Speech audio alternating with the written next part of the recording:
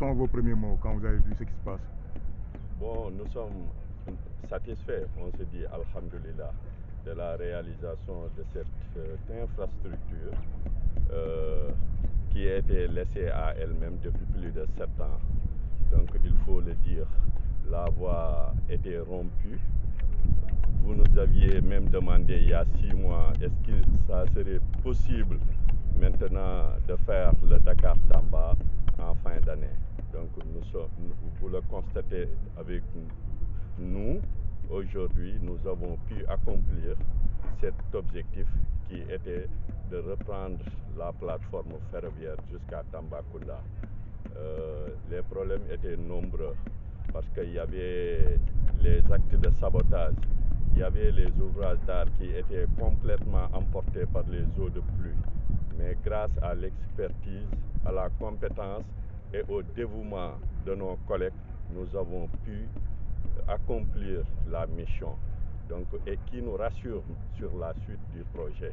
Donc nous avons beaucoup plus d'espoir que si les moyens viennent encore nous renforcer, nous allons faire encore réaliser beaucoup de choses à l'intérieur du pays, qui est de faire maintenant l'exécution du projet ferroviaire de l'État du Sénégal. Vous avez trouvé des travailleurs engagés, ça demande un engagement. Février à maintenant, c'est beaucoup de travaux. Effectivement, vous avez pu voir ce qu'il y a ici aujourd'hui et ce qu'il y avait il y a 6 mois lorsque nous venions au mois de juillet dernier. Donc le doute était posé. Donc on nous demandait est-ce que ça serait possible d'être à temps. Est-ce que ça serait possible que les travaux lancés par le président de la République à Thiès puissent être achevés à cette période. Donc maintenant, comme vous le constatez, la mission a été accomplie avec satisfaction totale.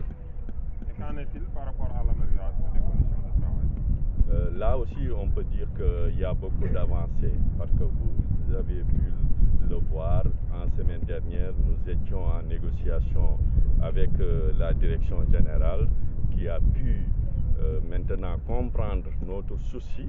Donc de penser encore aux travailleurs parce que sans cette motivation-là, je peux vous dire que le travail que vous venez de voir ne se réaliserait pas. Donc maintenant, il a pu comprendre notre inquiétude parce que nous aussi, si nous voulons donner plus d'engagement, plus de déploiement à ces travailleurs, il faudrait les restituer le fruit de la croissance. Donc c'est dans cette dynamique que nous avons arrivé à trouver un consensus avec la direction, avec la révision de certaines primes qui ont été jugées désuètes, qui n'étaient plus d'actualité.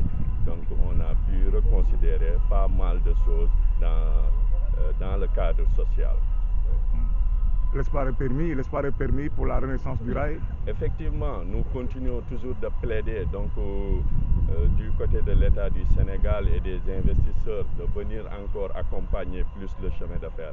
Parce que, comme on l'a dit, bon, ça c'est la première phase du projet. Maintenant, il reste d'autres chantiers à entamer. Donc maintenant, il faudrait que les investisseurs et l'État viennent maintenant. Parce que, comme on l'avait dit, ce qui était le plus difficile, c'est de poser un acte de commencement. Maintenant que cet acte a été fait, maintenant il faudrait qu'on accompagne le directeur général et tous les acteurs ferroviaires à donner encore un nouveau visage à ce patrimoine historique.